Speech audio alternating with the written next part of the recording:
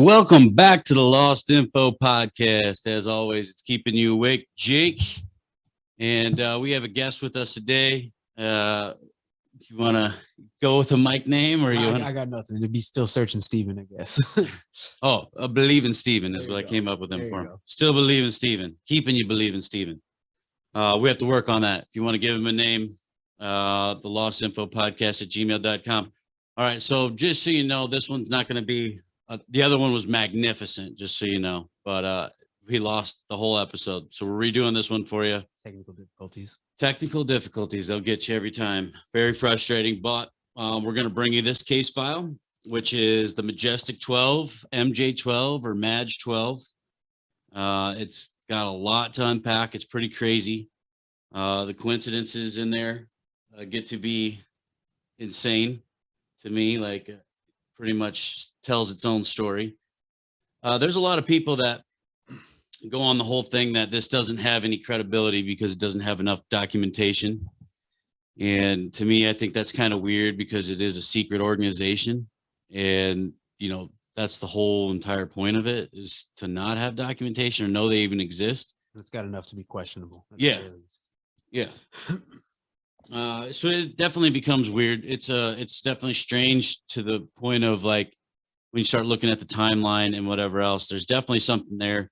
Now, whether they were called Majestic 12 or if they were called something else is maybe yet to be determined, but there's definitely an organization at the timeline when all this was created, and we'll get down into it. Before we start, if you want to go to the website and check that out, it's being redone. I'm going to have it all set out for you. We're going to have a store there to where we'll have, you know, digital downloads, other products, and, you know, just our merch.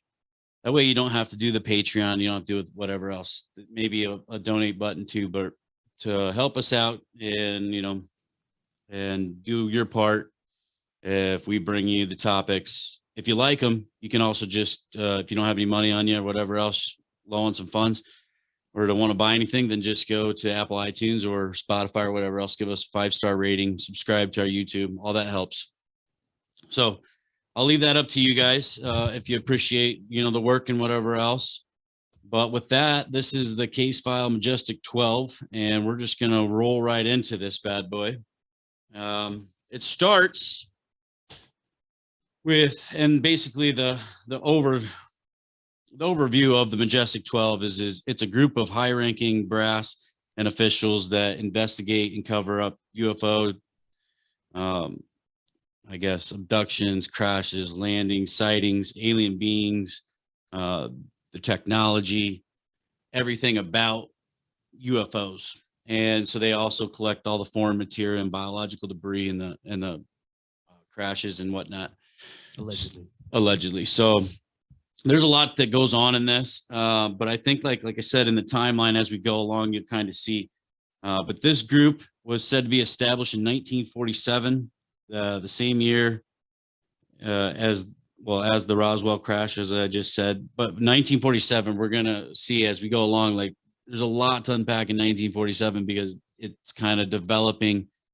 I think the cover up and the whole entire, like, narrative of the UFO phenomenon in kind of 1 year is when it all starts to unpack itself, really. This group was formed by Truman.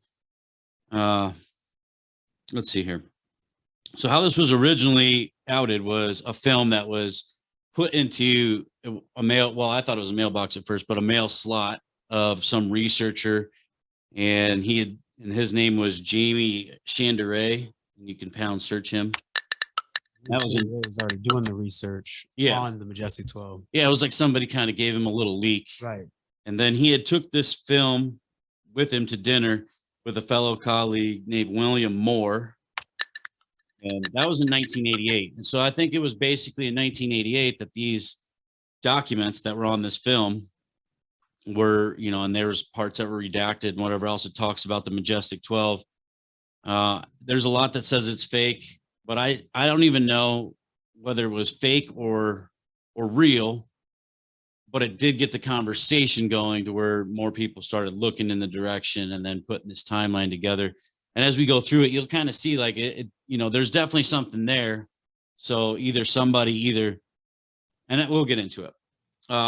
They might have recreated the files just to get the conversation rolling, in my opinion, but we'll get there.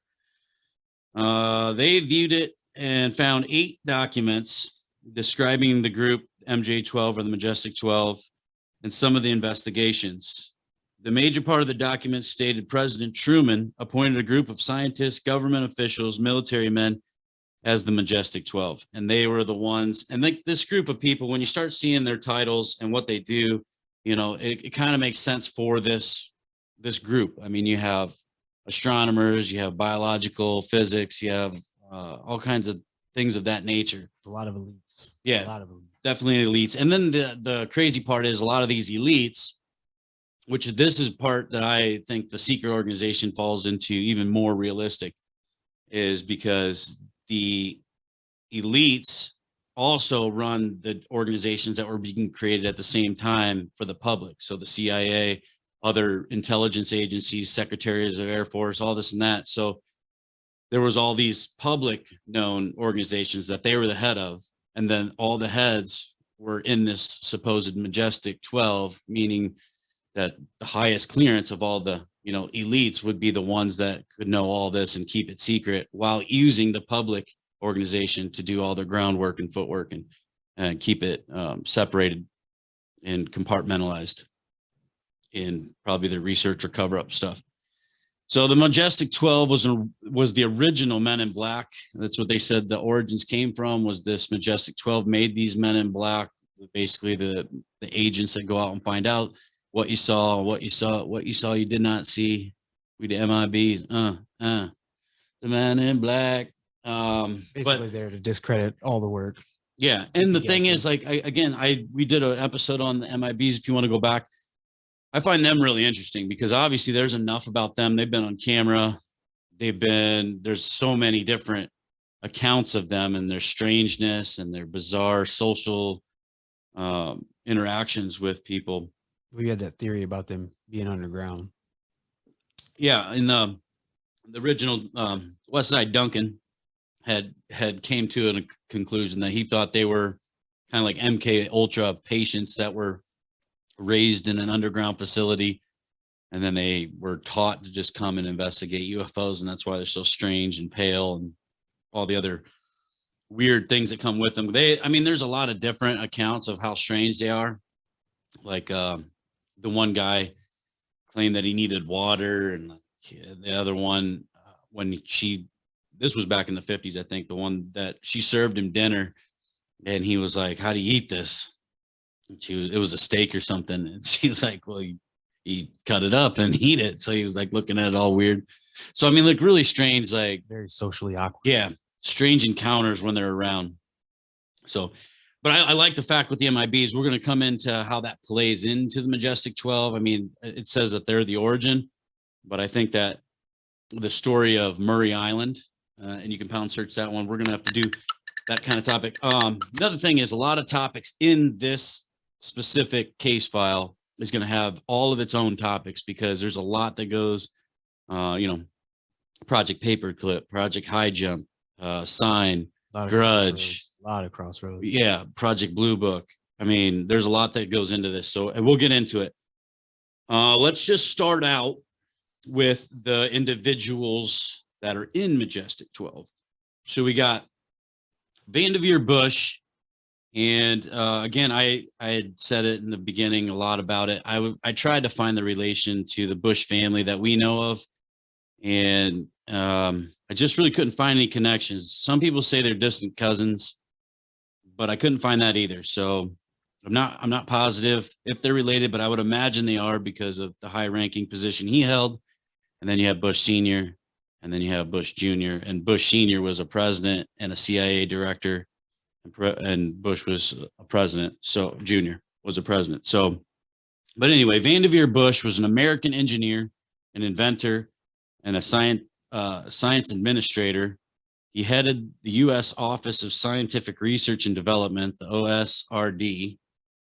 And he was I think he was the very first one that was picked from the accounts that I remember. Pound search that for yourself. You can find that out. And then there was Deltlid Bronk, and he was a prominent American scientist, educator, and administrator. He served as president of the Johns Hopkins University, also the president of the Rockefeller University. Coincidence?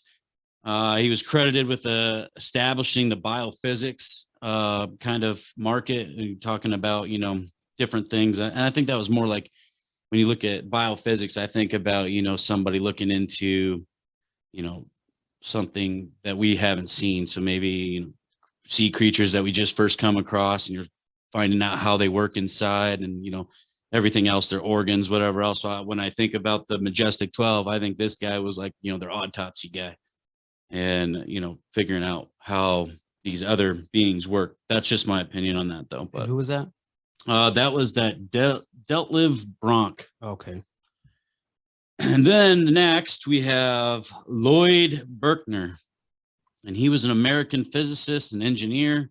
There were some other things about him, but some of these accounts, they kind of ramble on about like what they're known for, and I'm kind of just briefly touching on their title. You'll find that a lot though in these conspiracies. They kind of fox you. They keep you running in circles, and you'll find a lot of these guys keep tying into each other. So absolutely. Like I said, once, and that was the thing, is we said on the one that we got erased, but we went into the whole thing. Probably won't do it as much on this one. We're gonna try to just give you the basics on this one. But once you start seeing things, these crossroads, and how all these different topics, intersect, and then you just can't unsee them. So we were talking about conspiracy and how, they say we're the problem, and that, we're causing too much controversy and putting misinformation. It's really not misinformation. It's the information that's out there, but it crosses many times to where it should be questioned more, and it's not. And we need more eyewitness accounts, because that's one of the biggest things is eyewitness accounts. If you've seen something, if you heard something, it's more important that you put it out there than sweeping it under the rug. Yeah, and I was going to say in this too, we have some of that. We're on their deathbed. They come out and say about, things that they've seen or their guilt. I mean, even the guy in Project Paperclip that headed up NASA for us, Warner von Braun, he was, he should have been put up on war crimes, all this and that. Yet he headed our space exploration program with the V2 rockets and everything else. And even on his deathbed, he had said, America always needs an enemy. You'll be facing terrorism, which he was right. And there were some other things that he said. And then he had came into the conclusion at the end that your final thing will be a staged UFO attack, which goes into Project Bluebeam. Now, if he had come up with this information sooner, the investigation wouldn't run cold. That's what he's basically getting at. The longer you sit on information like this and you don't provide it, it's going to run cold. And by the time you do deliver the information, it's basically no good. They've covered it up and swept it under the rug so many times that it's been stacked and rebuilt a million times. Yeah, and I agree. I think that, basically like why I like doing this show, why I like these topics.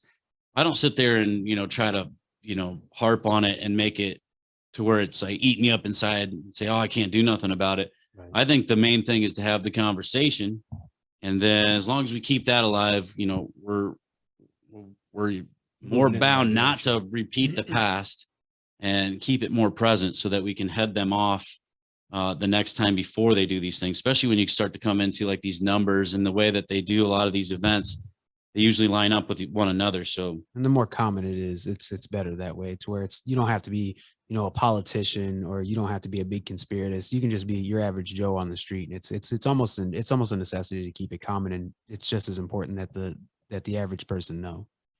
Yeah, I agree. I think it's more just putting it in your mind is the main thing. We're all connected in a way. So I would say that the universal consciousness expands the more that we take this into a possibility, at least, like whether you believe it 100% or not, or even if you don't, just listen to the topic and then be like, and it's back there somewhere in your subconscious that like, maybe. And then when something else happens to where you're like, wait, I did hear this somewhere else. Maybe there is a little bit more to this than I thought. Now, conspiracy, I think, is just really asking the questions that people want to try to avoid. So, to me, it's like all they're doing is finding more information on a topic that should have already been done the first time so that we don't repeat it, but we end up doing it. All right. So the next guy, you're going to hear a lot of this one. He's James Forrestal. And this guy, I mean, he ends up being in a lot of things. I'm kind of wishy-washy on him because he was the one that was sent over on Project Paperclip that collected scientists on rocket technology, bioweapons, chemicals, everything else. So in Project Paperclip, we brought 2,000 or more scientists over that ended up leading the NASA. They were in CIA. They riddled through our government. And these This is people, the scientists from Germany, right? yeah, these are Yeah. the Nazis scientists that And literally murdered tons of yes, people. keep in mind their war crimes. They had redacted war crime after war crime to get these. Yeah, gentlemen actually, over when we here. get into Project Paperclip, which is a guest that we have coming on, I'm not gonna say the name because I don't want to. We've had to reschedule once, and I don't want to get you guys too hyped up. But it should be in this next week or so if everything goes smooth. And we'll just say that you're gonna want to come back and check that one out. But we're gonna talk about Project Paperclip and Bluebeam, and he is a very well-known comedian and conspiracy guy himself. Conspiracist. Actually, I kind of just said his title of his podcast as well. But anyway, so check back with us soon, and then like I said, we'll go back into Project Paperclip. But James Forrestal was sent over on Project Paperclip, and I think this is where it kind of comes into play because he goes over, sees this Nazi equipment and everything going on with this, Nazi Germany. And they were very advanced at the time, whether they had found a downcraft themselves and re-engineered it or whatever, or they made a deal with extraterrestrials, whatever it was. But this Forrestal comes back. And so I think comes back with the knowledge of technology from, a more advanced race or whatever it was. So when he comes back, you start to see like this Majestic 12 develops, the CIA gets started. All these other intelligence organizations get started, and That's that connection you were talking about. Yeah, and they start doing more research on the technology side of things, and then covering it up so that nobody else knows. So I think there was a lot. So then, and we'll get into that because there's another part that lays into that timeline pretty nice. But so James Forrestal was the last cabinet level United States Secretary of Navy and the first United States Secretary of Defense. So again, you get into national security and defense and all this and that stuff that always comes into play with when you hear UFOs and whatnot. So James Forrestal is a big player in this in the beginning. He hasn't changed hard, I think. We'll finish that up once we tell all the players that are involved here. Next, which is 1, 2, 3, 4, 5, would be Gordon Gary.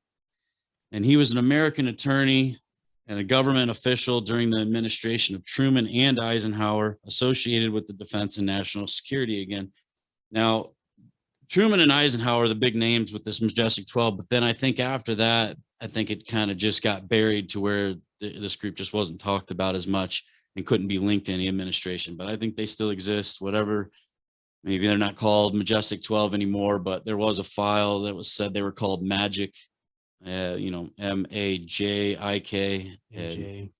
It's like So MJ-12. yeah. So but I mean they could be a whole different name now, but I think that the group still exists. Probably I think that wasn't even the name. That could have just been the project name. Yeah, I was gonna say I think that this group in particular, or how it started, Majestic 12, or what we know of as Majestic 12, has branched into one of these like way too powerful secret programs that's way above the presidents and maybe even above the directors of CIA and defense as of now, because it's just they're at a level where even the movies made about it, like Men in Black, I mean, we look at it like, oh, that's just a good flick, but I mean it literally talks about all the encounters that are real and how they are this completely secret organization, have no fingerprints, no names, no files. So I mean, it's like it's not really that far of a stretch. Really, let's observe that for a minute. We look at these things and we tend to be a little passive about them, but that's one of the things we've noticed over the years is, and we tried. Most people would say that's a conspiracy in itself, but we don't want to accept that a lot of this information is kind of drip fed through the public in one way or another through media. And movies and music is a perfect culprit for that. They give you information a bit here. Yeah, I think movies. I think it's definitely a leak through our entertainment. Video games. It's a good way to keep you guessing. I mean, if you were to try to hide something right under the nation's nose, what would be the best way to do it?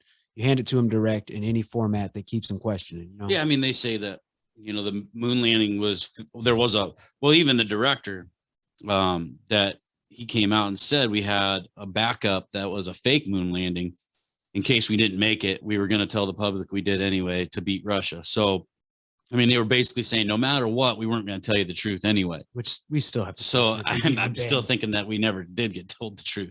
I And don't that's even again, think I we mean, banned we it, so have good. individuals again with that guilt and everything else. I mean, you have Buzz Aldrin at the end of his career.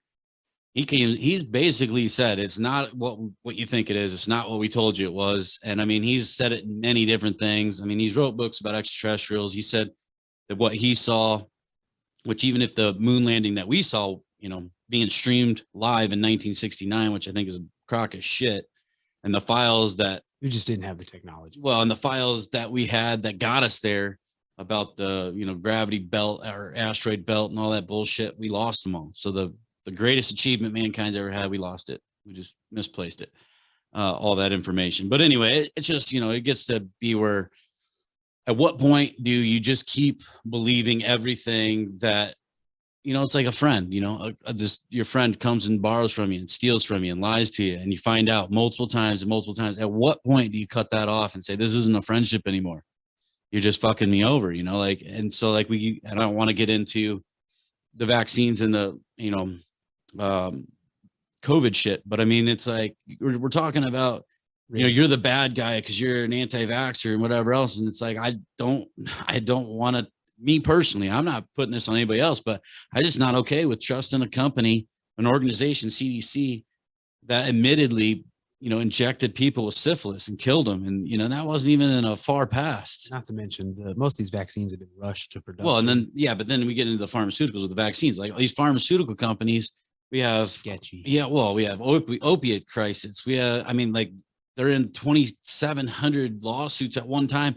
Like they're, you know, whatever, if they're being forced to make it or not, they're still not a reputable place. Like and COVID seems to be one of those. And so, I mean, and that's why I tie it into this, is because, you know, like when we're talking about, oh, conspiracy, you're going against the government, like there's good reason.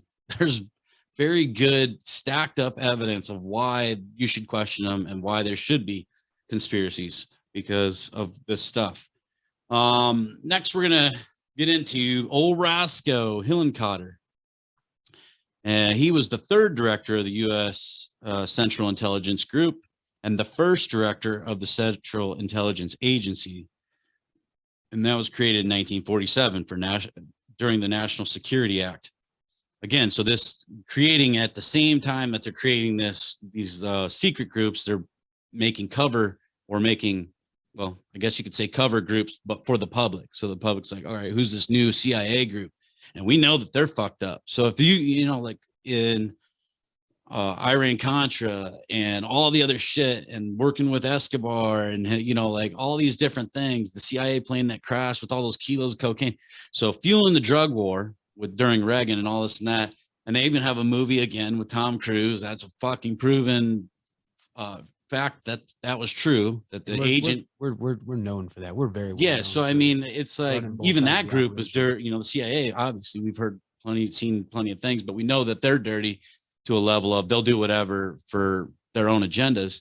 So imagine a group that doesn't even see the public. I mean, imagine what they're capable of. But anyway, the next guy is Jerome Hunsaker, and he was an American naval officer born in Creston, Iowa. I put that in there because he's just kind of close to home. That's just kind of cool, I guess. He's an educator at the Academy of the U.S. Naval Base, and his work led to the first wind tunnel at MIT. And there was a couple other things that he was attributed to, but I mean, basically this guy was just on a technological front. I mean, like he was hitting the new things, but I'm thinking he was inspired by maybe even more advanced technology that he saw and like kind of sparked that drive in new directions and whatever else. But obviously the technology and whatever comes into play with all these individuals, like I had said before. Next we have Donald Manzel, and he was one of the first theoretical astronomers and astrophysicists in the United States. He was accredited with the atmosphere on Mars and everything else. And we're talking in 1947. And I don't think that he's really been disproved now that we have a rover there and we can take samples and air samples and whatever else. Like, to me, I find that kind of hard to believe that somebody in 1947, 20 years, 22 years before we even supposedly got to the moon, knew about different atmospheres out in space, the moon's atmosphere, Mars atmosphere, and he was fairly correct, which I don't know. I mean, I guess with mathematics and the distances and everything else, you can kind of figure out some, but I would think like, okay, he was close, but it's not exactly this. And I haven't heard that, and I didn't see any of that. Nature, search it yourself, but I want to say the physics in nature is solid just about anywhere you look. And you have to also understand that we had some of the greatest physicists. Well, I know, but I mean, without being there, astronomers, theories and theoreticals is one thing, but you know, I mean, I don't know. It's hard for me to fathom a guy in 1947 is talking about the atmosphere in Mars, like, and we just again though, we have greatest astronomers. But we hadn't even been to space. Well, you got to look at it now. Like a lot of the astronomers from the very beginning. Well, I'm not talking about what you can see through a telescope. I'm talking about the vacuum in space that we hadn't been to yet. And I'm talking about which is still questionable, how cool the air temperature would be and how dense, you know, the rain would be and how hard the storms would blow. It's like, I don't know. I see, I mean, you can kind of get an idea, but I mean, in 1947, when we hadn't even been out there yet as a person, like it, and took samples from it, it's hard to think that he was that accurate unless you had already been there or somebody or something had told you. That's true. I guess it's questionable. But I mean, just the accuracy, not necessarily like theoreticals are fine. But I mean, then like he just really wasn't even questioned later on. We did find out. So it's like, okay, well, that guy either was super smart or insider information. Insider information for sure.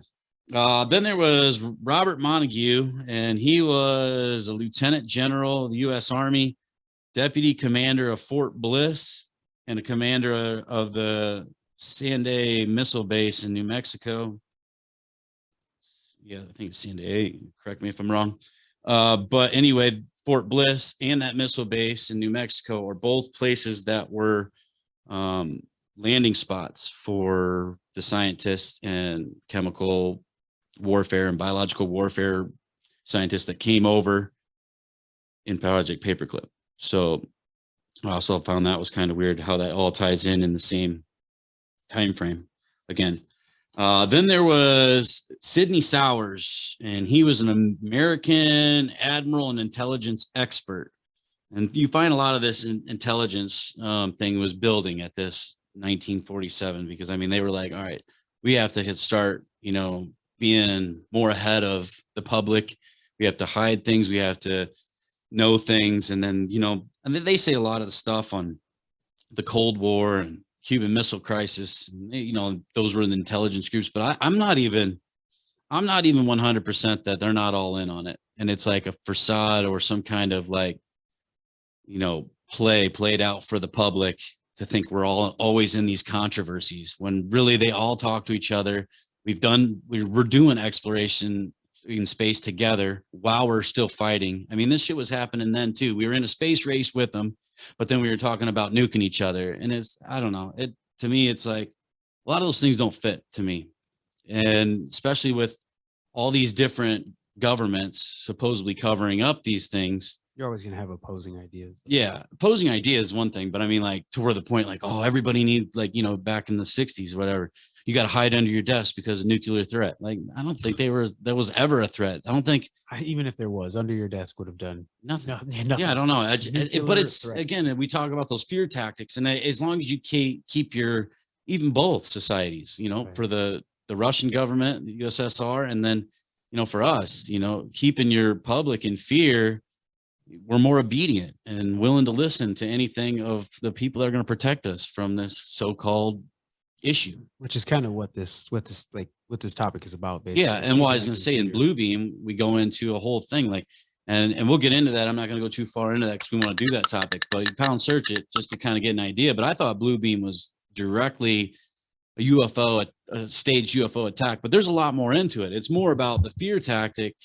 And then they were talking about the second coming, that you'll see it to believe it. And then, but I mean, that one gets into a lot of weird things. Again, with the guests we have coming on, there's going to be a lot more on that. So we'll save that part of it. You'll want to make sure you check in next week. It's going to be fun. We'll move on with the people. The next guy is Nathan Twining. And his name comes up a lot too. He was obviously very active in all this stuff. He was a U.S. Air Force general, chief of staff of the U.S. Air Force, and first Air Force member to serve as a chairman. And he obviously had a lot of responsibility and a lot of pull and all this stuff. Next, we have Hoyt Vandenberg, which sounds German as fuck to me. But he might have been part of that group. I'm not sure, but pulled over. But he was a youth, or, maybe not, but he might have. His name definitely sounds German. But anyway, I have this secret suspicion that when all this was created, right after World War II, when we did Project Paperclip and brought these really smart individuals to basically infiltrate our own government, I find it hard to see that they're the people hiring, and they wouldn't hire the people with their same views or people they known in the past, or younger, predecessors that were coming up. That, hey, get a visa, come to America, I'll get you a job in the CIA, or I'll get you a job at this base, or this missile base, or this missile testing, or this chemical testing facility. Like, I see that very plausible, because we were bringing over. We do that quite frequently. Yeah, and I was gonna say we brought over thousands. It wasn't hundreds, so we did thousands of. You need a job, we need information. Come on over. Thousands of their smartest people. So, I mean, I can see that. Hoyt was. He was the U.S. Air Force General, second Chief of Staff in the Air Force, and the Air Force second Director of Central Intelligence. So he was the second director in the CIA as well. See, and there you go. I mean, and he's the head of the CIA now at the time that he got, was in charge second. I mean, he's the hiring and firing of all the big brass. So, I mean, but I don't know that he was, just sound German. But anyway, so those are the 12 at the time, the first 12 anyway. I mean, as of now, who knows? It could be the Majestic 75 or something, but Maj 75. Yeah. Coming next. Yeah, there's a lot more names to read and positions. We're reporting it today, so it's only a matter of time before we get our video footage sent to us in our Dropbox. So just, coming soon. Yeah, exactly. Once we get this in the Dropbox. But so this Nathan Twining, he comes up again here. Coincidence, but he was a commander at Wright-Patterson Air Force Base, and he created the first official UFO study organization, which was Project Sign. And you can search that one. Now, the thing is with this, I find it kind of crazy. It's because it's like they saturate a place to where I'm doing the real investigation and cover up. Now I want to set something in place for the public to see. And let's just say the CIA. Now this guy comes out with directly for UFOs, which they're supposed to not exist and whatever else, but so many sightings are happening and whatever else that they directly sign a project to it that is completely public, so that, to me, they can go disprove everything that for the public. And then, now, are we talking about Roswell? Well, I'm thinking just in any kind of case, the fact that you even had to make a Project Sign means that, like, all right, now we're getting overwhelming cases rolling in. And that's probably what it was. And now we have to find a way to not have people looking at UFOs or thinking about extraterrestrials. And that could have went, thinking about it, that could have went either way. We assumed that it was extraterrestrial, but at the same time, it could have just been a downed test craft, and then they seen an opportunity and took advantage of it and fed the public whatever it is that they thought, because as a species, we're openly interested and curious. Our curiosity peaks 9 times out of 10. So we just see something random that we've never seen before, and we're like, aliens, instantly. So they might have taken advantage of it. Now that's just now peaking in my Yeah, well, I was just thinking, let's just put something out there saying that we're looking into this, right, so that the public feels comfortable. But the real cover up and investigation goes on with Majestic 12 and their group that nobody knows about. But the one that the public sees, which we'll get into, well, might as well, it's right here. But so Project Sign grew into Project Grudge. You can search that one. And then eventually became Project Blue Book with Dr. Alan Hynek and that Air Force general.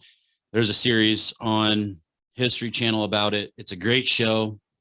I love it because I really like the character of Dr. Alan Hynek, but even the stories when I've read books about him, he was just a scientist. He was a skeptic anyway. He just wanted to find truth. So like when he went in, and even shows this kind of back and forth with the government in the show, is that he wanted to be like, all right, that doesn't explain it. And they were like, yeah, it does. And he's like, oh, okay, well, I want to keep the job and I want to keep investigating because now I'm interested what the truth is. So I'll do whatever you say I have to do for the public.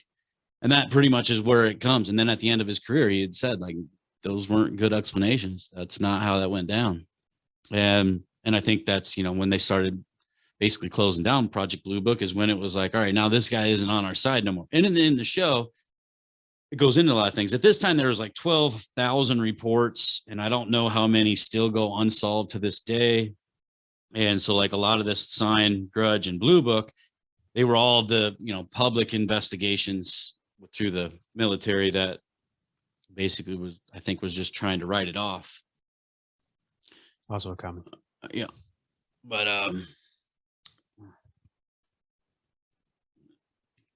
everything screwed up there, but anyway, these projects look like they were created, and I think to disprove, like I had said, but ending, they had said in the investigation, there was nothing that seemed to be a threat. And so basically at the end of Project Blue Book, when Dr. Alan Hynek was really questioning things and it was starting to get really controversial, they said there was no threat of national security in these investigations. So even the ones unsolved, they just ended up saying, let's just shut this down. And I think that it went on to another name. And there is one that, so if you've seen recently, 2017 or whatever it was, the Tic Tac craft that was on the naval F-16 video camera, and it was leaked by the Pentagon.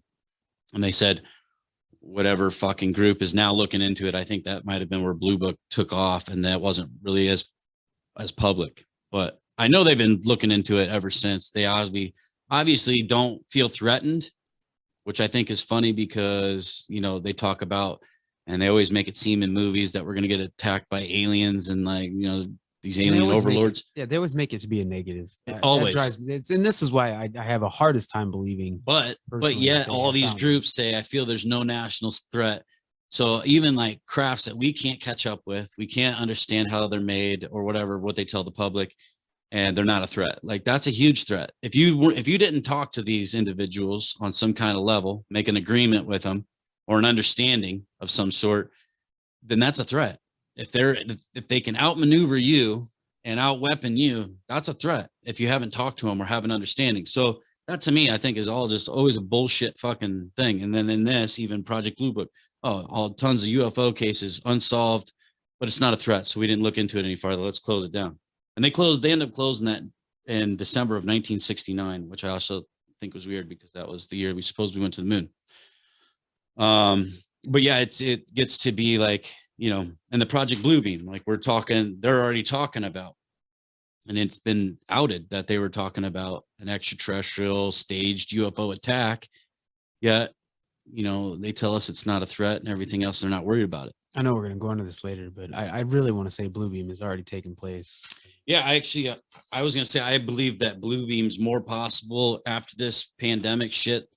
If anything, this might be part of it. Yeah, I was going to say, I think it's more plausible now than it ever was before because it's just the Texas two-step. You can see that when they incite fear, we're willing to do whatever the fuck they say. And remember Y2K. And even, it's almost like it was tested out because you see some of the stuff with the CDC, whatever else, wear a mask, wear 2 masks, be 6 feet, be 9 feet, you can be 3 feet. Well, we're naive in nature. Yeah.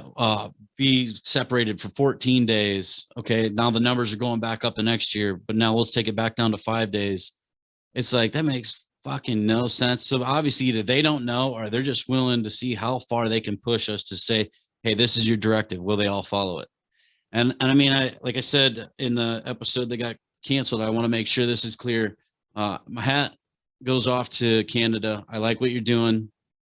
People are like, oh, they're just trying to save lives. No, Canada's standing up, and they're doing it the right way. They're out there shoveling the sidewalks, cleaning up trash, feeding the homeless. Their crime rates went down in Ottawa, and the hungers went down. They're feeding the homeless. I mean, there's all kinds of shit that's being a positive, just them being there. And then, you know, the guy got arrested for gas, and then everybody showed up with a gas can because they said, you can't arrest us all. That's how it's done. That's how you win. They were arresting him for what now? Somebody got arrested for bringing a gas can. I think it was for the truckers, whatever else, because they were flooding the Capitol. Right. And then when the word got out, everybody brought gas cans in there because they were saying that it was helping the protests, whatever else. But now they're like, well, arrest us all. You can't do that. So that's how you win. And they were doing it respectfully, and I appreciate it. So we're behind you, maple syrup loving bastards. We're behind you guys.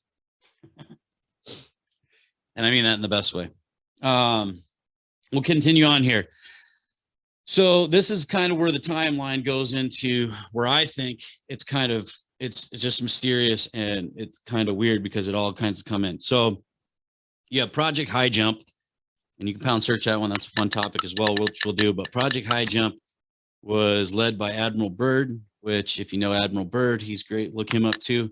But he did the exploration across Antarctica and talked about an inner Earth or some kind of opening cavity, and came across beings, and he saw crafts that could fly from the North Pole to the South Pole within seconds. So that was, who was that? Byrd? Byrd, yeah, Admiral Byrd. Yeah. And very interesting. They shut him up pretty quick. He also died of mysterious deaths later after he started coming out about things. Another thing we commonly do in America. But coincidence. But anyway, when he was doing the exploration, I believe was before Project High Jump. And then High Jump was to go down and take a huge fleet of battleships and aircraft carriers and all kinds of shit to find out what the Nazi Germany was doing down there. Because Nazi Germany was known to be taking submarines down there, and then a lot of them weren't returning. So they were like, what the fuck? It's said to be that they had a base underneath the ice, and that the submarines would emerge up under the ice, and it'd be just like a igloo. You carve out the inside, and it stays like it's a good temperature and whatever else. Now that place is so protected. You got to ask yourself what's going on over there. Well, I mean, and that's another thing that we'll get into in multiple topics, but the agreement that was set upon multiple countries that, you know, that stays basically unconquered. Nobody owns it. Everybody has the right to it, but as far as governments, but nobody else can go past the 60th parallel unless you have approval from the United Nations and all kinds of so it's like the one thing really throughout the history that all the countries agreed upon. So there's something there. Like, okay, only the government's going to go down there and scientific research and whatever else, but probably all signing non-disclosure agreements, all this and whatever else happens, especially after Admiral Byrd's whole description of what he saw and the things that he saw. Do look into that. That report is it's an eye opener. And this guy, like, I mean, he's an admiral, and fully decorated. There's no way this guy is coming out at that time, especially when he had nothing to gain. There was no social media. There was no nothing. There was no. I don't even know if he wrote a book. I know he has some. I believe there is a book. I can't remember. But I think that was from his audio clips, definitely. Yeah, there's some clips of him on interviews. They were laughing him off kind of in the beginning, but I think he had a journal that was recovered by his son that I became maybe some kind of memoir or some book. But Admiral Byrd himself did not publish a book, as far as I know. You can the Lost Info podcast at gmail.com if I'm wrong on that. But either way, this guy's not going to tarnish a fucking huge military career. He just went to the exploration and did what they said. And then he reported what he saw. And then they were like, hey, let's not talk about that no more. Isn't it a live recording? That's the audio. The first of all, I don't think they ever, I mean, they even threw him a parade when he came back, which was even crazier. But then he was on a talk show, and I think that was the only time that he really told a lot of the story. There was some other sound bites and like other clips, but no, was Byrd the one that they were the extraterrestrials or the alt life was telling to stop using nuclear weapons? He did say something about they told him you're not doing things correctly or something like that. Along those lines, yeah. But there's been a lot of channeling that has said that actually, and that's another thing that, you know, comes into a lot of this. So one of these 12 was one of the guys that was working on the Manhattan Project, that was, development of our atomic bomb. Well, after this in 1947, we started getting a lot more, encounters, which I think we basically sent out a beacon into the universe that now we're capable of splitting atoms, which might affect, more things than we think as far as dimensions and things like that. So, and I mean, even when we dropped that, we didn't even know if it wouldn't continue splitting atoms. And then that other one on Christmas Island, because I think the ones in Nagasaki and Hiroshima were 12, I believe, you can pound search this, but I think it was 12 megatons. And then John F. Kennedy wanted to try one that was on Christmas Island, which was, I believe, 33 megatons. And they didn't even know if it would stop or what would happen. They just wanted to see what we were capable of, which I think that's insane. But we do that shit a lot. That's CERN, so same thing. and reckless if you It really is, yeah, think about I it. mean, CERN does the same thing. It's for science because, trial and error. But I'm like, the error, the side of error is just, I think, too risky if you look at it in my Well, point of view. We're learning our lesson that the more that we advance our technology and make it, not only globally known, but universally known, that we could be calling something in, whether it be positive or negative, which in my own opinion, when saying that, just keep in mind, my firm belief is anything that's outside that comes in will probably not be hostile. They will have seen things that we can't even fathom or imagine. Yeah, I would agree. I think science is one thing, and I agree. There's got to be maybe, certain areas where you're like, all right, well, we'll try this. But I mean, when we're talking like atomic weapons, let's just blow it up. And this wasn't even in, for a war. This was just a test. And I mean, they had to stop all the tests because there was, radiation, radioactive sand falling in New York when it was tested in Nevada. So, Which sometimes I like to believe that most of those testing was just, we'll show each other what we're capable of. well, they actually did two different. First of all, it was you couldn't explode one in the atmosphere anymore because like the dust was going up into the clouds and being rained down, whatever else. Then it was underground, and then they've even stopped that today, supposedly. So, I mean, Underground testing. yeah, but I mean, then you see some of these explosions that they've done recently. The one that they did off the coast of the Caribbean, I don't know if that was nuclear, but I was like, fuck, they said they were testing a missile, which I think that was all against every regulation. So I don't know what they were doing there. That's also a fun little thing to look into. Go ahead and pound search that, but it was some kind of naval test of a missile or explosion, and they filmed it. It's pretty crazy. And then you have that underwater volcano that just happened. I don't buy that shit. That's a fucking, that was some kind of explosion that we were testing, because it said that the repercussion covered 10% of the planet. I just don't buy it. I don't buy that was an underground volcano. It's too fucking questionable, and they're always doing weird shit. But anyway, so you have this Project High Jump where Admiral Byrd went down there with a huge fleet. We came back limping, and basically they've tried to hide a lot of that. You can find a lot of the information that we came back with, like half a fleet. There was stories of battleships being cut in half, like by a laser or some other shit. I don't think they specified. They didn't specify, but I would say that's really the only way that you could just split a ship in half, like, without blowing it up. Like there's different accounts, but I mean, you can go back. We don't really know per se. It wasn't really documented how we got so destroyed going down there, but you'd think that would start a war if there was Nazis hiding there and then, whatever else. But I think it was other things involved, or beings or whatever else, and we just weren't supposed to be there at the time. Possible outside sources. Yeah. And so again, that happened right after World War II, along with paperclip that happened right after World War II. These are going on simultaneously. And Project Paperclip is, again, going to Germany, taking the scientists and for special projects with the help of James Forrestal. And then, and so this is so right after World War II, all that, they're getting all this Project High Jump, all that happens, Project Paperclip. But then you have 47, where either somebody realized from Admiral Byrd's description of a craft that could fly from North Pole to South Pole that there was crafts that we just don't know and technology that we don't know. And then James Forrestal going over to Nazi Germany and finding out what their scientists know, and like, oh shit, they knew about this too.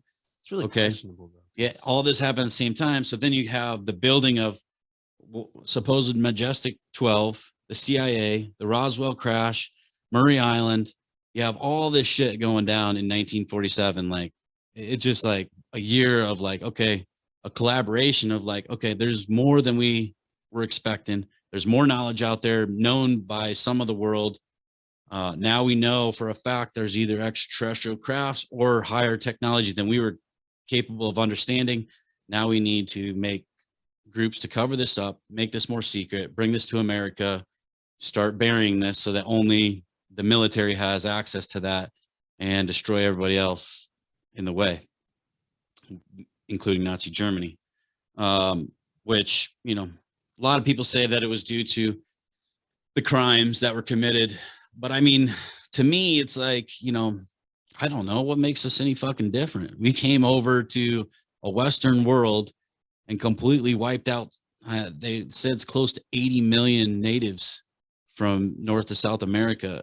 And I mean, it's like, well, what's the difference between what he did and what we did? But we didn't get held as the worst people in the world. But I mean, you bring up Nazi Germany and Hitler, like, and they're not good. I'm not sticking up for them, but we don't get that same reputation. That depends on who you talk to.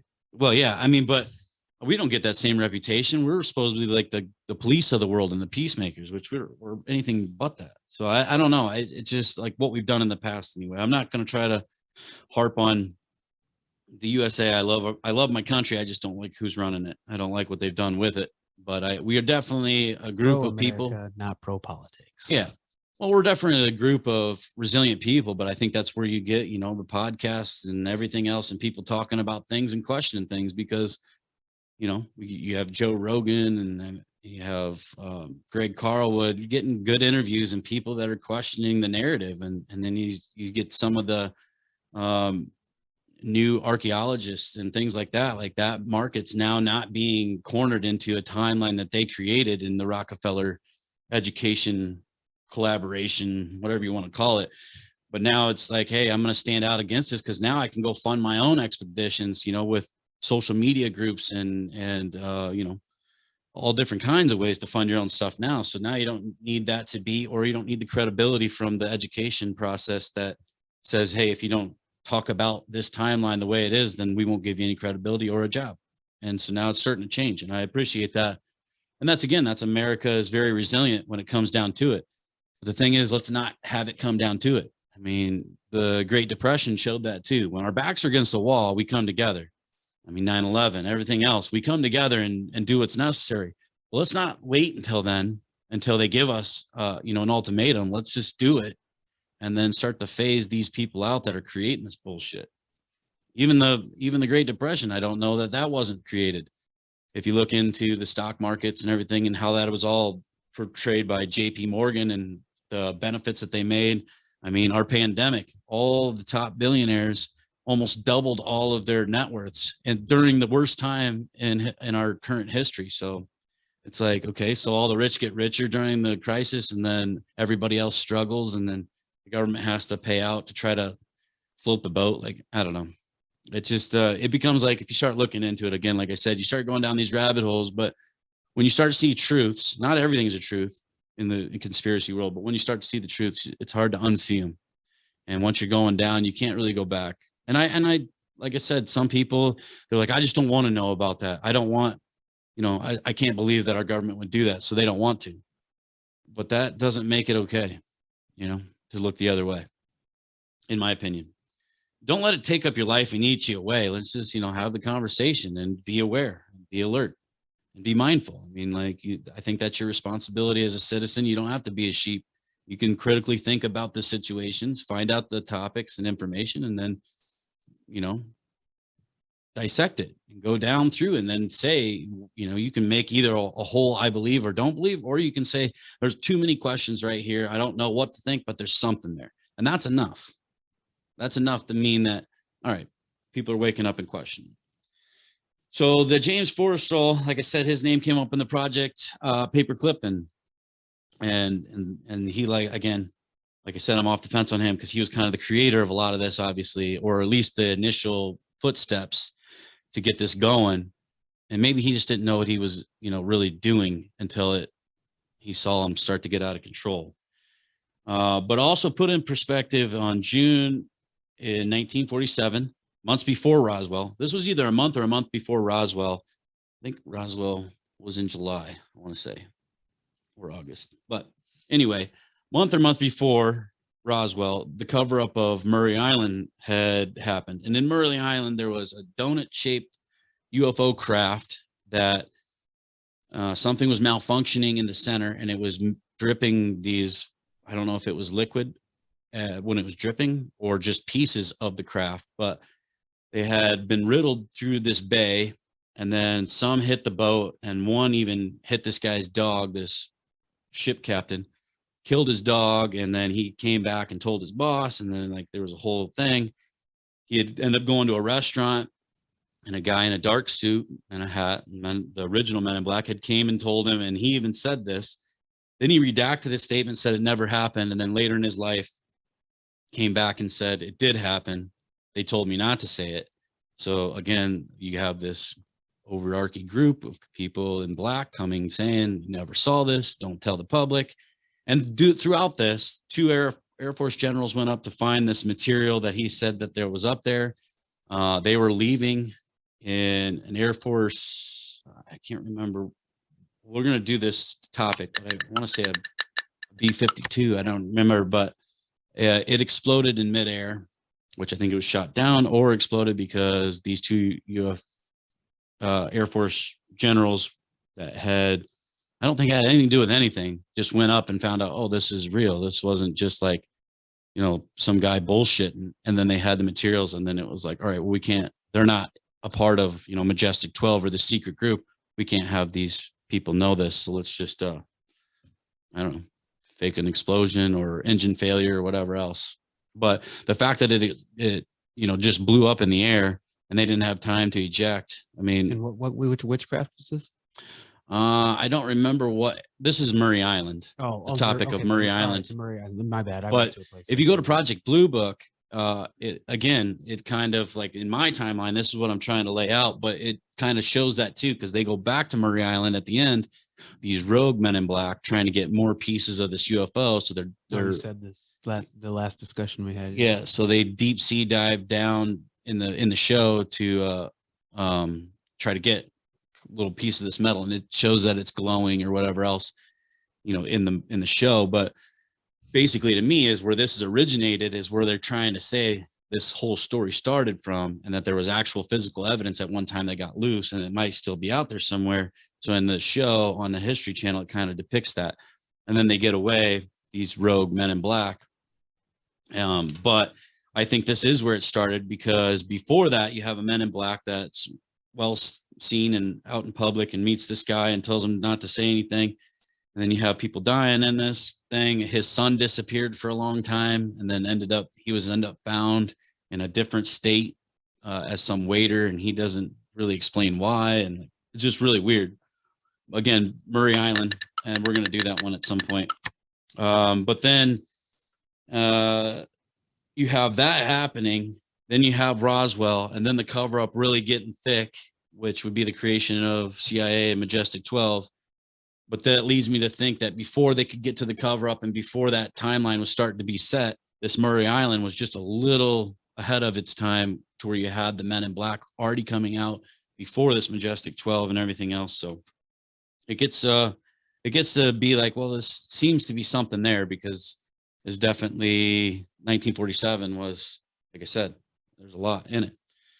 The documents that were on that film that were leaked by that Chandray in 1988, they seem that they were possibly fake, is what they kind of got ruled as. And it really basically just has when you look them up, there's like a thing that says like faked or something, like written in big black letters across it, which it almost seems to me is like, when we put that in the media, that's how they'll always be seen when people look them up. That's the first thing that comes. So these are all fake documents. Now, I don't think Now, whether they were faked documents or not, I think to me personally, I think they were based on real documents, and somebody maybe might have recreated them in a certain way that looked authentic just to get the conversation going, or it was complete disinformation. Either way, it got the story started, and I mean, it muddied the waters at the same time. So that part sucks. But I mean, you get that in almost every topic that you go down.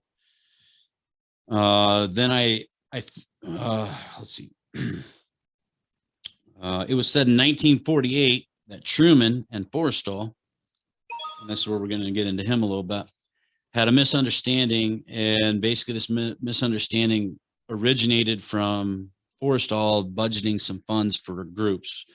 And so I don't know if it was for the Majestic 12 or what he was in, but there was like this big, like, kind of controversy between them, and it was publicly seen that they had a lot of beef.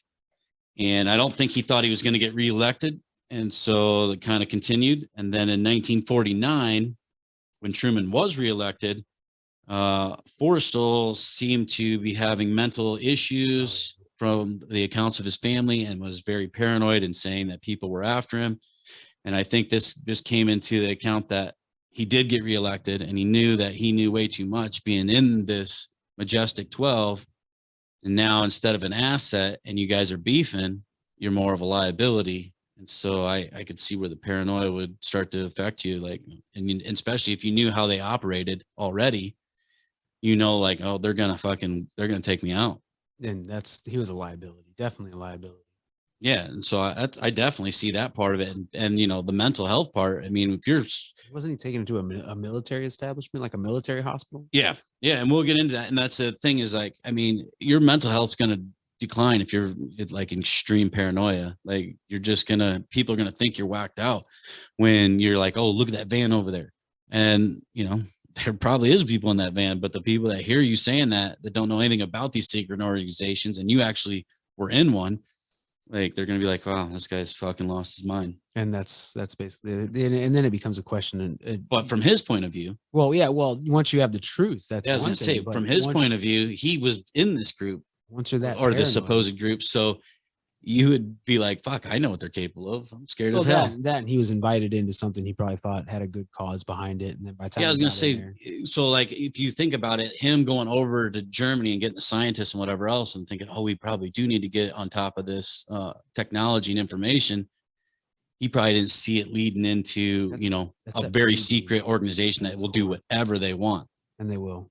Especially to cover up the information. Yeah. I mean, fuck, they do it on journalists. I mean, look at the fucking death list of everybody that was going to out the Clintons. I mean, it's like, that's too crazy for me. Like, people like, oh, well, that's just coincidence. Like, there's 40 or 50 some people on a fucking list. I don't even know 50 people that died, let alone 50 people that were going to out my secrets. Like, that worked on my staff, that worked at, as my attorney.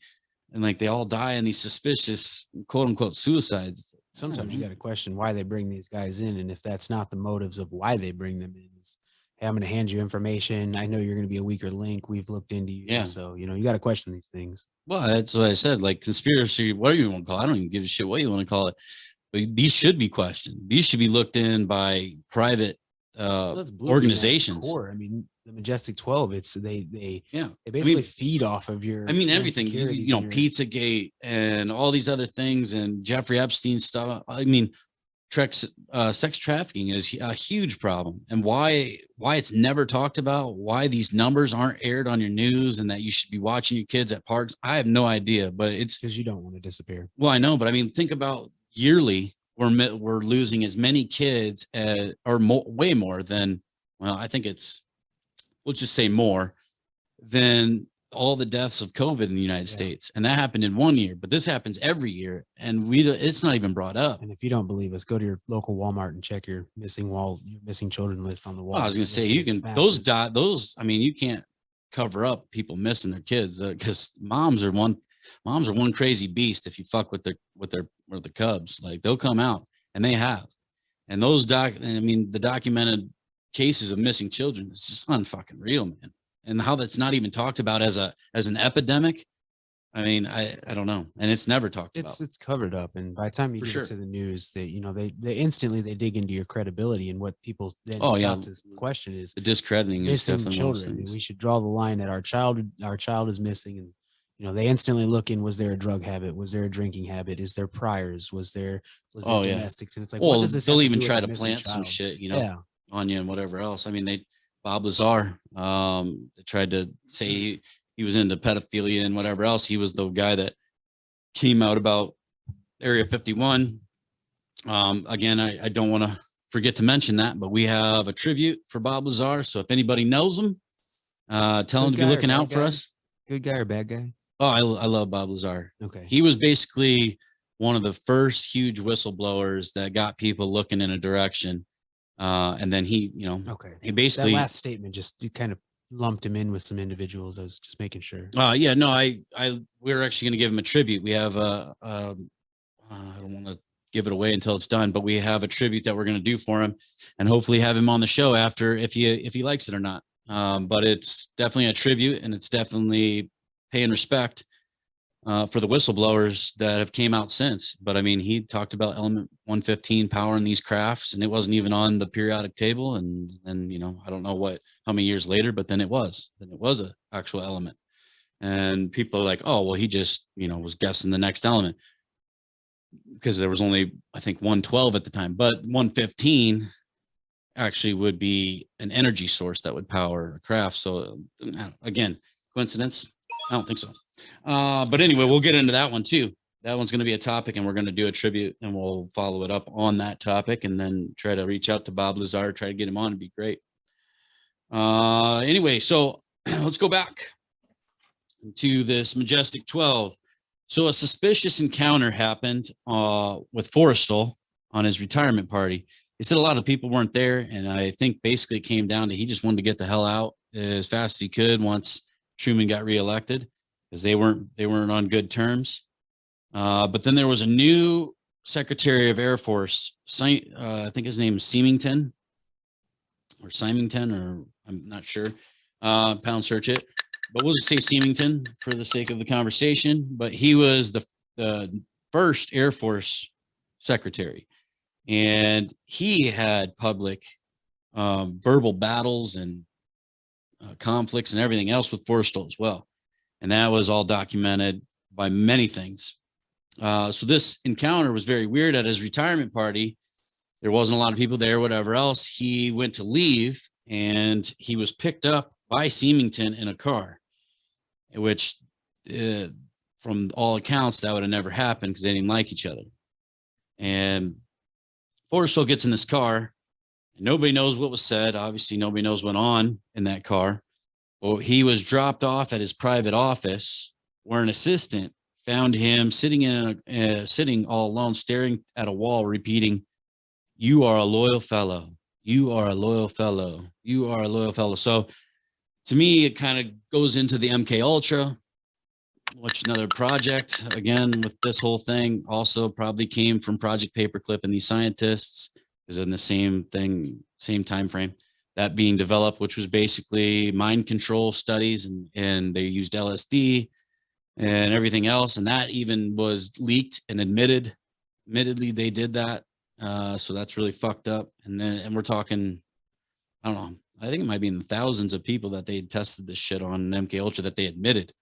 So imagine the ones that they didn't admit. But that's also crazy, because it sounds like they melted his fucking mind and kind of gave him a directive, or like, hey, you're always loyal, or whatever, just stay loyal. And so anyway, just repeating that, and kind of what it seems like, this car ride, or just gave him a huge fucking dose of acid and like convinced him like the reality of what was happening. I don't know. But anyway, the administration at the time said that they were concerned about his mental health. And we're talking Forrestal at the time. And so they sent a task force, which I think is very suspicious, was an Air Force task force to take him to the hospital. Now, Forrestal wasn't ever involved with the Air Force. He was involved in the Navy. And the only other person that was involved at the Air Force, the first secretary, was Symington. which just had dropped him off before all this was going down. So it sounds like Seamington sent out a task force of Air Force officials to go pick him up.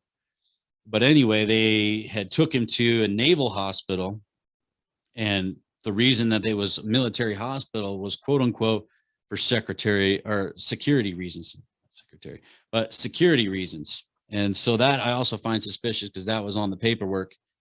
And so to me, it seems like, okay, this guy has too much information. We had to have him on a real tight lockdown. Let's bring him into a military base for mental health check or whatever it was. And then they had said that, in this whole thing that he's possibly suicidal and everything else. And so they decided to put him on the 16th floor. Another one, just, it's perfectly natural, no priors probably. And then all of a sudden, instantly just gone out of his mind. I mean, there's clearly a pattern here, Yeah. And what's the rule on the show? More than 3? Yeah. The rule on what I like to go with is, is more than 3 large coincidences in one topic or event is no longer a coincidence. And we're up to 2 so far. These individuals that have just gone completely mad. And let alone like all the timeline stuff too. But with individuals for sure. Well, yeah, this man shaking in the corner. He's like, I'll just add another one. I'll add another one just so we can have the 3. Okay. Anyway, they sent him to get this mental health check. They put him on the 16th floor, where he was later found dead after supposedly trying to hang himself with a belt. It was tied to a radiator, and then he jumped off the balcony and then hit the 3rd floor roof of the mezzanine that was below. But they had said that the belt broke, and that was why he had fell. It seems to me that they just tied a belt, split it in half and pushed him off, to me. But they had said that he committed suicide and he was trying to hang himself, which also just seems weird. Like, if you're trying to hang yourself, like, why don't you just hang it off the rail or something? And why would you jump off the thing to hang yourself? Why don't you just jump, just smash? I don't know. I guess maybe to make sure you're dead. I don't know. It just seems weird that you just hang yourself in the room. Like, why jump off the balcony? It seems more like an escape plan went wrong. Like, he was trying to maybe climb down to the next balcony, make an escape. Well, it could be that too. I mean, it's questionable. It's questionable. But I would say that the fact that he died and he was in this whole thing with Seamington and whatever else, and then we'll get into this, which, comes into the next coincidence, was Truman and that Sidney Sowers, which is one of the Majestic 12, went to visit Forrestal before he had killed himself. I think it was like 2 weeks before. So Truman, the person that developed the Majestic 12, and one of the other 12 in Majestic 12 had went to talk to him. To me, that conversation might have went something like, hey man, we know you're having a rough time and whatever else, but Majestic 12 is just too important. You can't talk about it. You can't bring any of this up. We're willing to look past it if you solemnly swear not to talk about it. And then he's like, I was a loyal fella. I was always loyal to you. Mind melted over there. And like, people need to know the truth. People need to know the truth, And then that next week, they sent in a fucking hit squad. How old was this gentleman? Did you look into that? I don't know how old he was when he died. I don't. You can pound search that. Have to look into that. Kane, I really wish Kane would start speaking up. He said eventually he's going to start becoming more part of the show. So we're waiting for him to start speaking more. I think he just right now is getting his bearings, just still being an observer. But Kane, we're waiting for you, because you could have looked that up by now, Kane, on his age.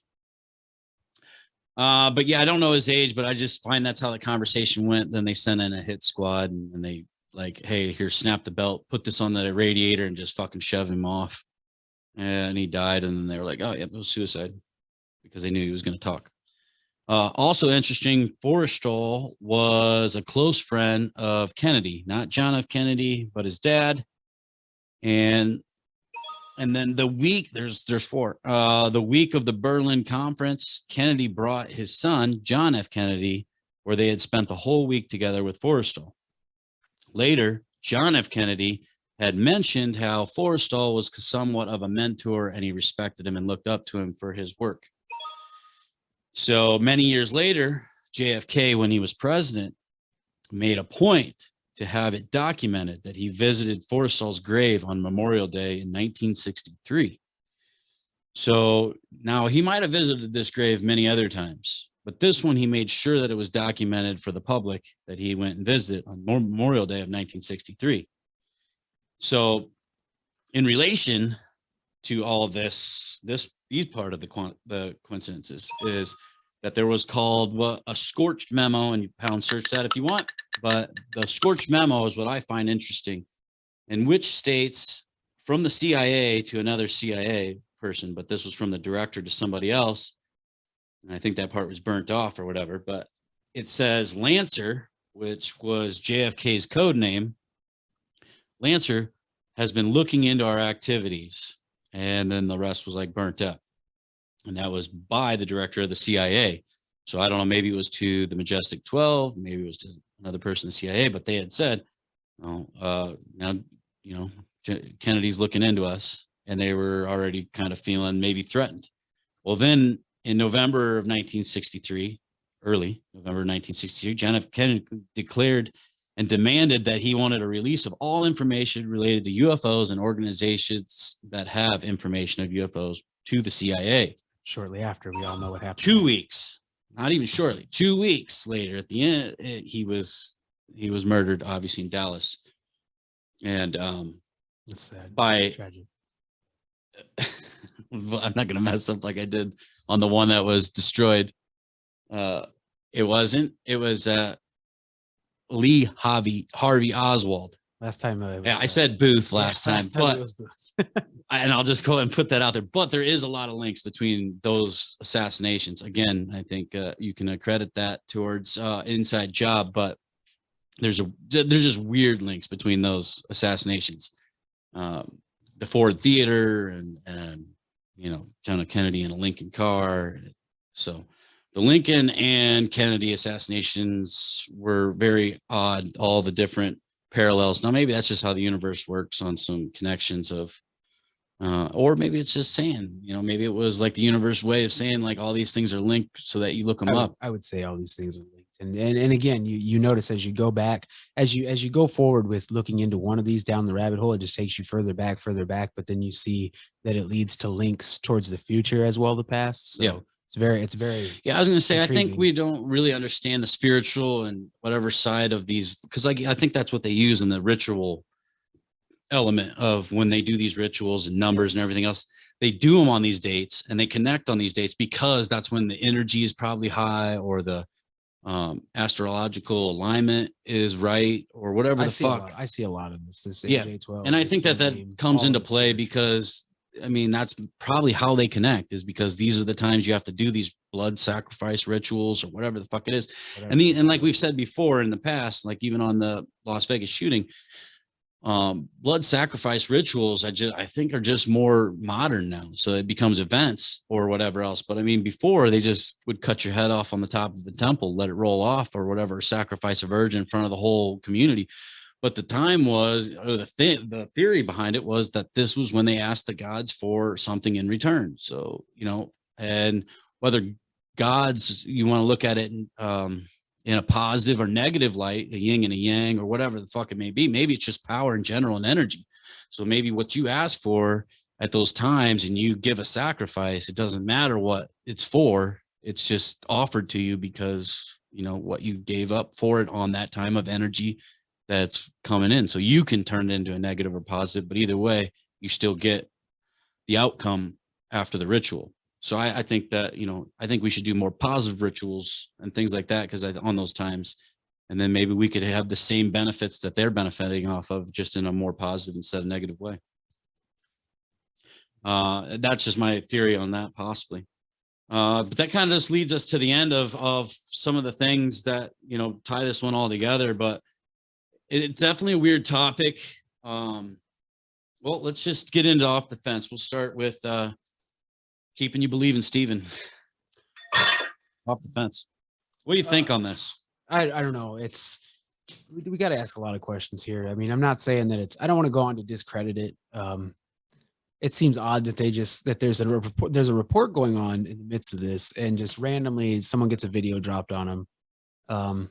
it really feels as if it was led. So it's clear that there's some kind of group, some kind of elitists they came together to put this together. And I'm not saying it doesn't exist. I'm saying that there's definitely some heavy questions around it. We just got to question, if anything, the groups that were involved, and again, the death toll on these people and their sanity in the end. So I'm a believer in the group. I really am. It's the question is, I guess, really why though? Why it was created? Because as you can tell, they deliver us information, but then they also turn around and create the same. They also create an alternate group that discredits the entire project. To me, I think that's more of, and I've always said, in a lot of these, in pretty much every case, there is complete fake bullshit. Then there's ones that are truths that are elaborated on and kind of stretched. And then there's just real truths. And then there's just disinformation. And then there's, things leaked out about the actual project that did happen, but then they change everything in it. So it completely muddies the water from so confused of if there's any truth or if there's truth or what's truth, that people just get frustrated and stop looking into it. And I think that's part of a strategy of basically mind control, or just saturating the confusion to where it literally kind of, blows your mind just because you're so confused. And then it's more frustrating. To me, I don't see it that way. I definitely get frustrated in some of these topics, but I don't let it consume me. I just look farther and I look at more crossroads and things like that. And I think everybody has to take that critical thinking of logic into account when you're looking at stuff, and then you just make your own decision. You don't have to be complete one side or one the other. I mean, obviously there's middle ground too, but you just have to be open to the plausibility. Like I said, I like to go all the way to the farthest side. So like whenever these topics, I'm always like, I'm willing to believe that the farthest, craziest theory is plausible. That way, anything in between, I'm okay with, and it's acceptable. So like if I was, let's just say the way my brain thinks is that I decided to take a middle stance, and anything past that was just way too hard for me to believe. So if I take that middle stance for me, and then later on find out that there's truth, like let's just say, the MK Ultra at the time, I would have been like, there's no way they would have done this to us. Maybe this, but not this. And then I'm an older person, and then the documents get leaked and they admit to it. Then I'm just like, then it's more hurtful to my whole psyche. It's like, fuck, man, they were capable of this. And I didn't think that. I would say that's kind of what, looking into this, because we're with this on the fence thing.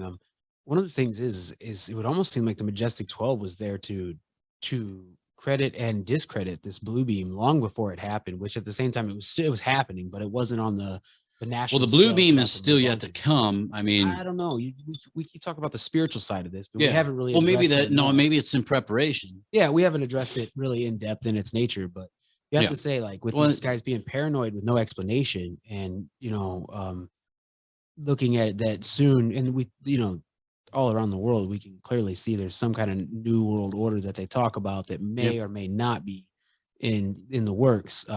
I would say this Bluebeam is a major part of that. And this MJ-12, this Majestic 12, I would think that they have long-term goals that are being like, part of them are being. That was the first domino set, in my opinion, as to letting the public. But the actual Bluebeam's like full rollout, like the end parts of that plan is, I mean, like when we get into it, it's scary because it's like, we'll get into that one. I don't want to go too far in that one because that one's going to be coming up with our guests, but it gets to the point where they're going to, the technology that they have, or if they have it in this plan, will make you believe what they want you to believe, because you'll see it as if it was real. And they're talking, alien attacks or the second coming of your God. It doesn't even have to be a God. They're talking like tapping into your specific way that you view it, which for every individual. That's why I think the Bluebeam, and that's scary as shit. One side spiritual, so it's going to be mental, and then on the other hand, they will try to use, because we're moving toward holographic. I was going to say, but all these kind of funnel into that. So MK Ultra, they're learning how the mind works, how this propaganda in Nazi Germany and in our media, how they can convince us to do certain things. If they can scare us enough, what we'll do, what we're capable of, or when we draw the line, when do we stand up? And then they kind of know those little guidelines, And then, all right, now we can move to the next part and then start Yeah. working on this part of the plan. That's how I see it, because there's just too many things that line up and they all intersect and they all come back to one another. No, So- we just again though, we're sitting here reporting on it. They had brought it into play at that time, but I could probably reference a couple movies right now that are also talking about the same thing. Manchurian Candidate. The new Spider-Man, the yeah. one with Mysterio is basically yes. the same thing. I was gonna say the new one. I mean, they have nano fucking technology Well, that's going in, exactly. and so like that one part where the nanos jump off onto whatever the octo.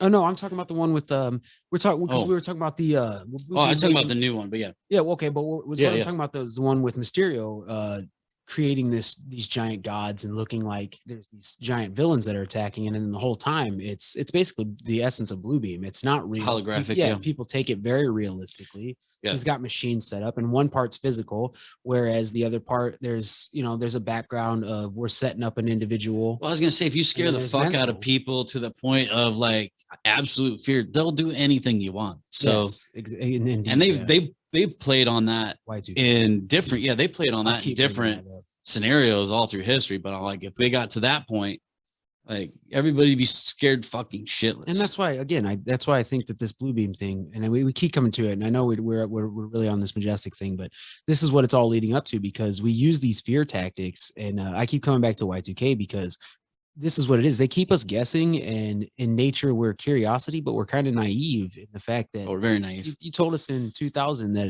well, 1999, a number's not going to carry over with the computers and that nukes are going to fly off, which, I mean, anybody with half a brain should have been like, why wouldn't we just shut the nukes down? It's like, well, we'd be susceptible to attack. And it's like, really do the math on that. I mean, we're not going to go shooting off nukes because they'll shoot their nukes off. Everyone would have been done. at Yeah, that I exact still moment. am surprised that we even Very naive. well, and we're the only country, but we did it twice, obviously in one set. But I'm still surprised we even did that, to be honest. What's I mean, paranoid we're about still that? Yes, the fact that we even brought this to the attention of the public. yeah, and we're still apologizing to Japan to this day for it, because it was fucked up. Like, we didn't attack their military bases, we just fucking hit their general public and completely fucking just ended lives. It was brutal. And people are gonna say, oh, that was in retaliation for Pearl Harbor. Yeah, sure, but they attacked our military. We didn't go back and attack their military. We just fucking annihilated everything and the people that had nothing to do with anything. And that's not right. And that even, I think we've all agreed, like, And what are you talking about? What are you talking about? the dropping the nukes. Okay. Oh, okay. Yeah. But either way, so it on off the fence, you believe that they killed Forrestal. Oh, that's almost unquestionable. So no suicide for No, Forrestal. I'm sorry. When it comes to these conspiracies, I don't believe these suicide attempts. I mean, let's look at it this way. You got all this information, you really want to get it out to the people, but in the end, they hold your family as collateral. Yeah.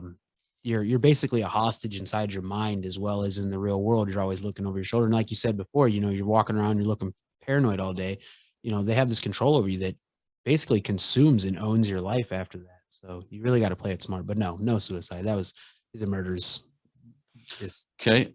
So you believe that there's the Majestic 12, Forrestal was killed, and you believe that this organization still exists today.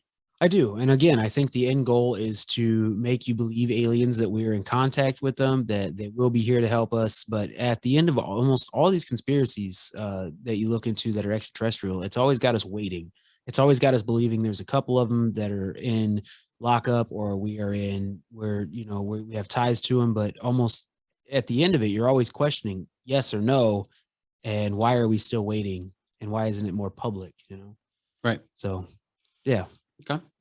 I'm going to go into my off the fence, and I'm going to say, I'm just going to go out there and say, I think this group of dirty bastards was definitely brought together. The timeline fits too nice and clean and neat, especially when you get the first accounts of Men in Black is right at the same time that this is created, along with another organization that we're still scared of today. That's for the public, CIA. And then, then they created more, national security ones where you have NSA and all kinds of different branches now that, their reach is ridiculous. Even after 9/11, the Patriot Act, they just created more and more. And like, to have one that is like the highest level that is not talked about is more plausible than, I mean, probably a lot of other topics, that there's an organization that takes care of like the real shit that they want to keep secret, that they have to keep them secret. So there's not going to be documentation. There's not going to be a lot about them because that's the whole fucking purpose of them. But yeah, so like to me, when I've heard other people like, there's just not enough for MJ-12, like, so you'll believe in UFOs and you'll believe in aliens and you'll talk about that and as if like, you believe that, but you don't believe there's an organization by our government that's completely secret that directly deals with just that. Like that's the easier side to believe, is that there's an organization created to cover it up. The fact that it even exists is still crazy, that that's our reality. And the best way to do that was to put it right out there. Yeah. And so I definitely believe that. I definitely believe like I said, I'm always going to be more on that far side of things. Like it's just easier to say the possibilities there. Like I said, the plausibility of a group, Majestic 12, these guys behind us, if you're watching live with their credentials, it's not even crazy. I mean, these were all the guys at the time. I mean, some of them were the ones creating Sign, the Project Sign. So that guy, and that was for the public, and he's in that group. And then you have Forrestal that went over before all this happened. He was in this group. I mean, and then the same guy in the group's visiting Forrestal before he dies with Truman. And then, there was a different document that I didn't really cover, but it was supposedly some briefing to Eisenhower where it said something about the group Magic. So basically like Truman handing it over, like, hey, this is a group of individuals that you can use at your disposal that nobody knows about, whatever else. So, I mean, just to me, I think this one's a no-brainer, that whether what they're called, if they were called Majestic 12 or not, like there was a group of individuals that were set at the time of the CIA being created that are a little bit above everything else in secret, that are running in the shadows doing weird shit. Now, the Men in Black, I mean, maybe they were just the Men in Black. Maybe they weren't the Majestic 12. Maybe they were just the Men in Black. And some of these people were, on that committee or whatever, what they do. I don't know. But obviously there's enough with the Men in Black that something's going on. But yeah, so I definitely think that. We came up with this yesterday, but what we're going to do it fresh this time, because we got interrupted by my dog yesterday, ripped out the cords, lost the audio, all that other shit happened. But Kane, that was a nightmare. Yeah. So Kane's off the fence. We're going to have him manifest until he decides to start speaking. We're going to have him manifest our 8-ball, the magic 8-ball. So go ahead, Kane, tell us, do you think MJ-12 is plausible or real? He says, outlook, not so good. Yesterday, he said he believed it. Kane's kind of back and forth. Yeah, I think, we'll see. Well, when he gets his voice, he can tell us from himself. When he gets the courage to start speaking on the show. With that, we're going to just keep moving this one along because, like I said, we've already done it. So it's a lot of hours put in to bring you this topic, but we do it for you because we love you guys. Again, if you have anything that you want to add, or your perspective, or you're off the fence, go to the lostinfopodcast@gmail.com. Talk to us. I'm going to set up a Discord for you guys too, so we can start, having a global discussion. We also might get another line so that we can have call-in shows and things like that.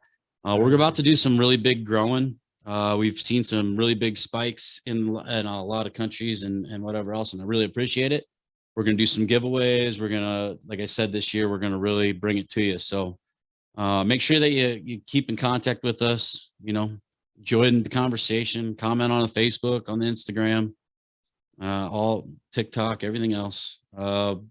Also on TikTok, make sure you become a follower, subscribe, whatever else, because we're almost there till we can just bring the case files live on there while we do them, and then you wouldn't have to wait for the recording, and I'm not going to charge extra to do all that stuff. And Patreon, we're just going to bring it to you. Just like I said, the store that we're going to have online, if you help us out there and go buy anything, we're going to have tech supplies and other things, health supplies, maybe some CBD stuff, whatever else. So if you just want to buy it from there, get a discount, and it'll help us out and it'll keep the show moving. But with that, we're going to move on to the smoke and joke sections. Pull out your bongs, bowls, pipes, blunts, whatever, or your imaginary ones, cigarettes. I don't give a shit. But smoke something and joke with us.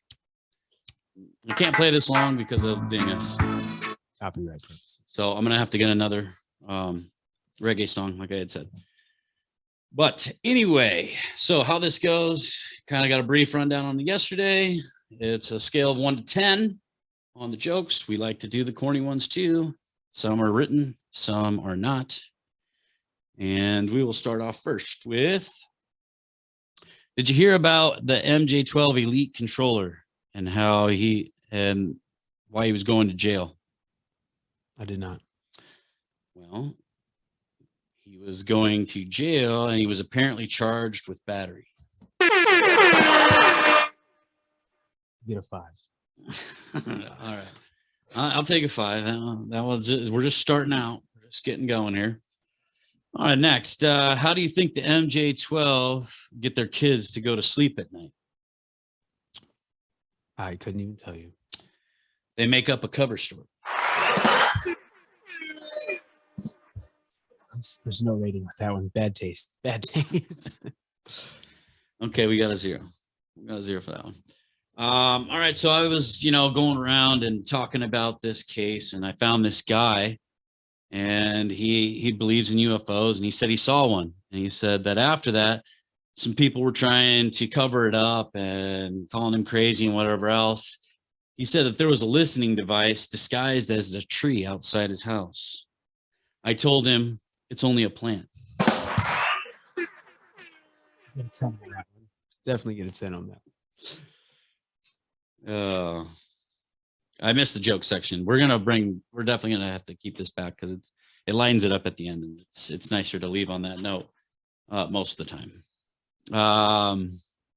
This one, actually, the last joke's a little dark, but but anyway, the MJ-12 agent walks into a bar. The rest redacted.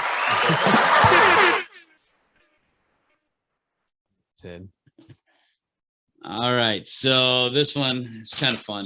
All right, so there was 3 people that were interviewing for the job with Truman on the available spot on the MJ-12. When it opened up, they had done all the different stuff, shooting guns and investigation techniques, everything else. They were at their final test for this job. So Truman says, you need to enter the room and read the note card on the table and carry out the orders. So the first applicant goes into the room. He comes right back out and he's shocked and he's like, nah, can't do it.